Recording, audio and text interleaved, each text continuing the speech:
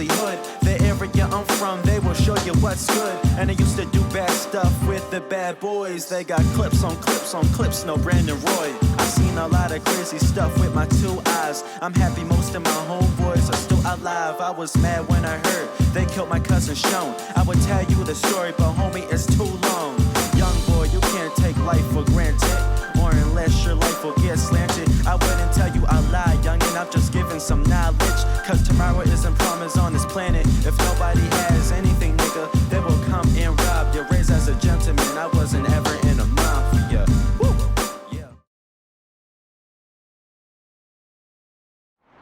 What I think about others thinking about the square is I hear a lot of that the square is a lot of violence and that it's ghetto and that a lot of shootings and stabbings go on around here, and basically saying like people are scared to come here and that they don't flex down here, so there's a lot of beef between different parts. Well, I think others think that the square is ghetto and hood. Anyone that comes in it ain't coming out. They're not making it nowhere. Just a lot of negativity, like I don't like up at school, like the kids get a lot of like bad looks from being from the square or around the community area. Even me myself. Yeah, they're not nice comments. Not at all. Well, I'm from Dartmouth, the other side of the bridge, so when I was growing up, we were always told that, you know, don't cross the bridge, don't go over to the square, because if you did, if you went by yourself, you'd get jumped. It was always known to us as a violent place, so we never really interacted with the kids over there. We always saw them as like two different sides or enemies. And it's funny because Dartmouth has a square as well, like Jelly Bean Square, and like so they're kind of like enemies.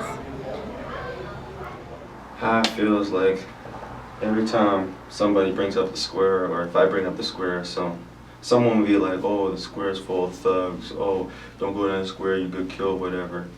And the square is really changing. It's changing in a better place, better way, so like it's not like that no more. We all have our ups and downs, but like this year and every year we're trying to go up, trying to go way up, no drizzy.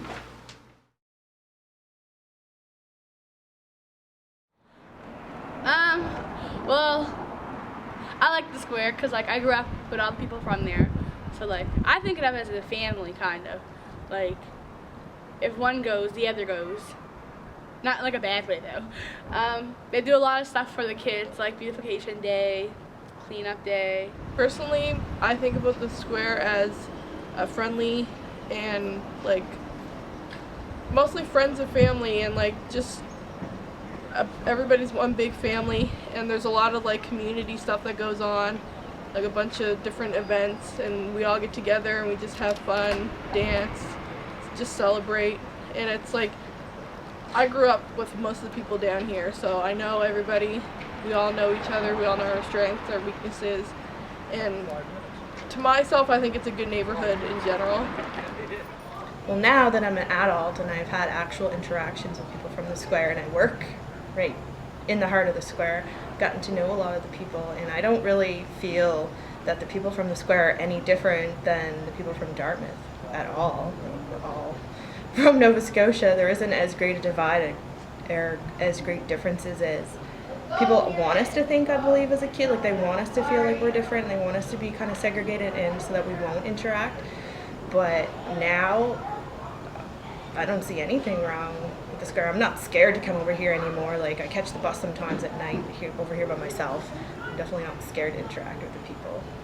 And there's actually a lot of good that's coming out of the square, which is important and good for the community too, to kind of show people that what you think and what you hear isn't always the case.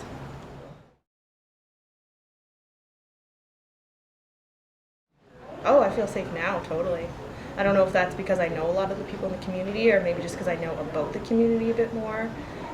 I always find if you actually go visit a place, it almost seems like a fantasy world until you actually go there. So, I mean, we always took for granted what we heard about the square is true, but we never actually tested it ourselves. So, I mean, I used to be scared, but I'm definitely not anymore. I've walked through the square at night by myself plenty of times.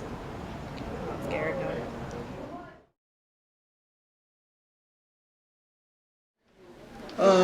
When I first moved into the square, which is over 30 years ago, very friendly,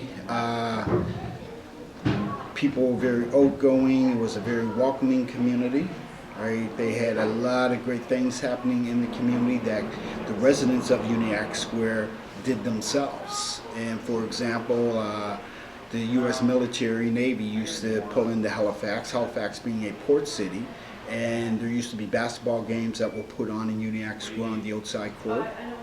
And you know, there were barbecues, and anybody could go and feel comfortable going in somebody else's backyard and being made feel a part of that family, right?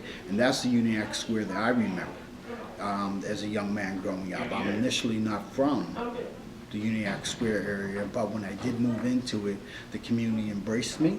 It was very welcoming. It was a very friendly community. You know, it was a community that was constantly under siege, and that still takes place today. And you know, yes, it had its selling of drugs, but there are more positive things about that community than there were negative things. And so often that goes on unnoticed, the positive work that is being done in the community. Okay, so growing up in the square, it was very tight-knit, close-knit. You knew all the families in the community, and everything we did in the square, from going to the George Dixon Center, which we call the drop-in, going to the Y, playing on the dummy field, sliding on the dummy field, playing football on top of the field, playing basketball in the courts, having special events in the field. When I think of the square, I think of how close-knit it was. I know a lot of people came from all over. I'm a descendant of Africa, so my family was moved there after they were, you know, moved from Africa. So growing up in the square, it meant a lot of pride. You had a sense of pride that for your family, for one, but also for the community you came from. A lot of hardworking people who would give the shirt off their back for you. We also were, I don't want to say self-sufficient, but we basically had everything in our community blocks away, 2 or 3 blocks away. We had a bank, Royal Bank was there. We had Sobeys and Foodland was there, a block away. We had dry cleaners. We had drugstores. You name it, we had it. We had rec centers, as I mentioned, with the George Dixon Center and the community Y were in the community. So when I think of the square as growing up, it was very fun. I mean, we didn't need a lot to make fun. We would go catch bees. We would go pick berries from behind the George Dixon Center. Like I said, we sled and skated in the basketball court in the winter. Some of them play hockey. I didn't play hockey. I wasn't a very good skater. In the summer, we played baseball. We played basketball. The George Dixon Center always had some special events going on. Deborah Dixon, God rest her soul, would also do some special events. It was very community oriented. And like I said, you knew everybody, everyone knew you. If you weren't making good choices as a youth, growing up in the square, somebody would check you, basically talk to you about making better choices. And then when you got home, your parents or your grandparents, because a lot of people live with their grandparents, would also check you. So you got checked twice. It's tough these days to do that because people don't want to talk to other people's kids. Yeah, so when I think of the square growing up, I think of a sense of pride. I think of a tight-knit community. I think of a community where we didn't have to go no further than 2 blocks to basically get everything we need. The stores we used to have butcher stores, or the stores used to basically sell meat. You could get packs of meat. So we were basically everything was there. And I know for my family who came from Africa, that was tough because they came from homes and they were moved to a low-income area because the square was a low-income area like the Mulgrave Park. But there was still a sense of pride for working hard, for helping out others, for being community-oriented, being in the library. The library was one of those places, safe places, home away from home, so along with the community Y and the George Dixon Center, where your parents would send you, where you go there and they know you'd be safe. You could stay there all day, read books. There weren't too many computers back in the day, and so it was a real self-sufficient, positive time growing up in the square. I remember just hanging out. We used to just hang out on the railings and talk, having snowball fights, playing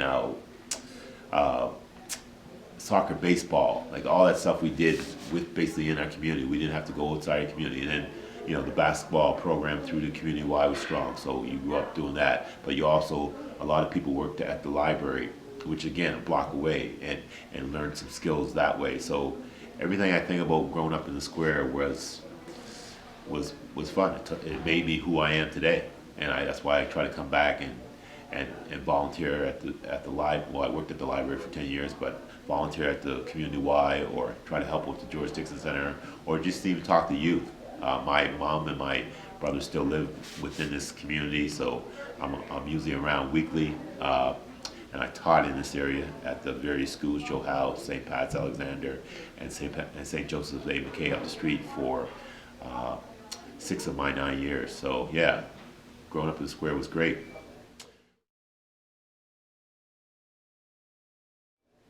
In terms of what does the square mean to me now as an adult, that's tough, because I know the square has changed in terms of, not maybe physically, but in terms of what it meant. They took out the railings, made it hard for you just to hang out. It's a lot more transient now, because families are coming in, whether they're immigrants or people who are low income, and they're staying for a bit and then they're going somewhere else. So you don't get to know those families like you did back in the day, because we were there for a while. To be honest, I haven't been through the square, walked through the square in a while. I know it's just not the same, obviously, because I went from the square to Beachville to now living in Spryfield. So the square to me is, again, it's a sense of pride. But as an adult now, I know, I don't want to say it doesn't have much meaning to me, but I know it doesn't mean the same thing to me as when I was growing up. It's kind of disconnect with me and the square, like I said, because I haven't been through the square. Most of my friends, my brother lives in the square, so I'll visit him, but he's at the top of the square. He's not right in the square. I know a lot of the youth through basketball who live in the square, so trying to, I guess, pass on those lessons that I learned growing up in the square, and not letting you be a self-fulfilling prophecy where just because you're from Uniacke Square, quote unquote Uniacke Square, that it means that you're going to become this, or you're going to become this. That you can be successful, you can make it if you work hard. You get along with others and you try your best. I mean, there's always going to be some, racism you're going to deal with. You're going to deal with some stigma from being from the square, because the square was not in media seen as a positive place. But like I said, growing up, it was a positive place to me and other youth, because we knew what it offered and what the community around offered. But I know these days, for youth growing up in the square, it might not be the same thing. So don't want youth to get discouraged, from the fact that just being you live in the square doesn't mean that, this is going to happen to you. You got to kind of, overcome those negative stereotypes, of that negative stigma of where you came from, and realize that you can become whatever you want to be if you set your mind to it and you have goals, and the goals are written down. So in terms of being in the square, to me as an adult, I guess, would be trying to reconnect to the youth who are currently living in the square, and passing on those lessons that I had growing up in the square as a youth, and trying to build that bridge between today's youth and me being the youth of yesterday. So that's what the square would mean to me as an adult today.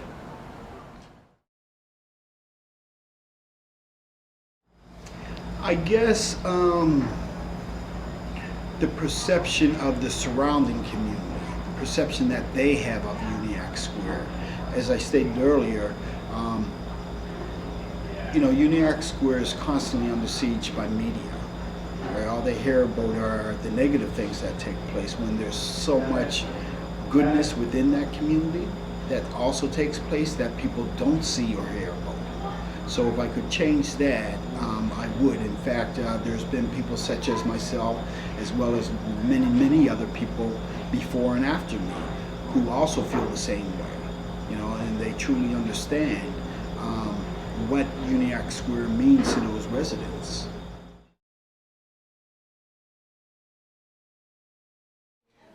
Today, I find that Uniacke Square has changed. It's still a beautiful community, and it's a welcoming community.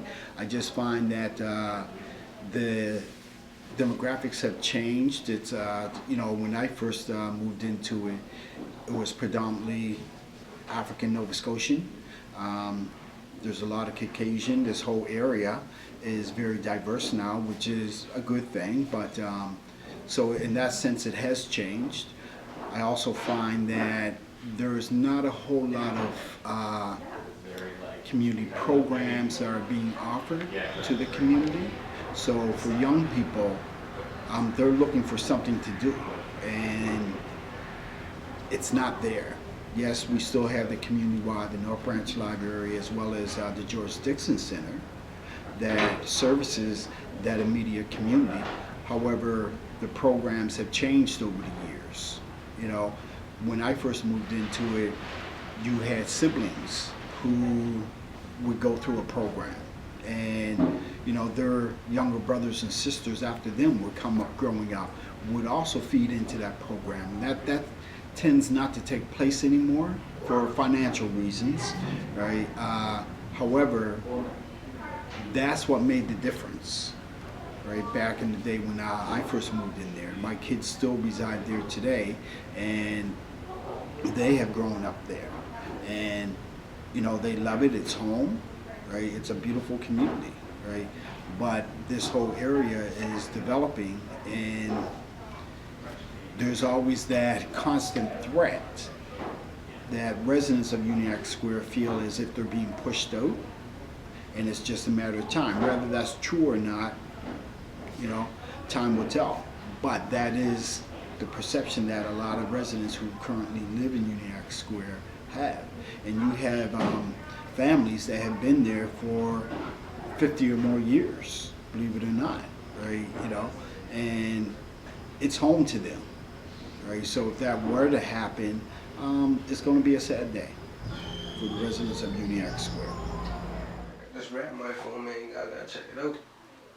It's about black people and all the struggles we go through.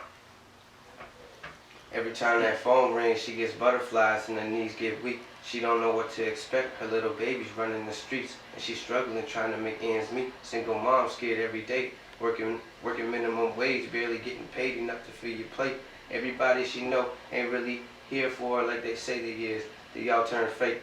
She's been trying to escape because life in Scotia ain't always safe. She out there hustling every day, bringing home that bread so her kids can see another day. Watching the kids play where it ain't safe. Young kids firing every day, playing in these streets like it's a game. And Lord, she just pray that they make it out one day, because public housing isn't the way. To hide all the pain, she keeps her head held high and a smile on her face. She really wants to cry and freak every day. Lord, I just pray that we see them better days, because this isn't the way. This ain't how it was supposed to be. Growing up, seeing your mom crying every day because them bills ain't paid. Brothers dying all the time because the white folks scared for them to shine. Fuck these times. The future is planned for all blacks to be gone. Every mama cry because they watching their kids fly away up to God. This shit is real. Racism is a killer that lasts forever, leaving us in the gutter struggling, looking for answers. Nowadays, the white are the happy campers. It just ain't fair. Life in jail, seeing them all fail. There are more black people in jail than out in these streets. That's because everybody makes them out to be the worst enemy. If you ask me, I got black friends and family I would take across the world in a heartbeat. And I'm proud to be a part of that family. Black, light skin, or white, it don't matter to me. As long as you keep it real, then ain't no problem with me. I respect the black people in my community because they're strong and amazing athletes. Because most of them struggle to make ends meet, but so does everybody else out here in the streets. This is the time to cherish 2016. We was all supposed to die 4 years back, but God decided to give us some more time, and this is how y'all treating it.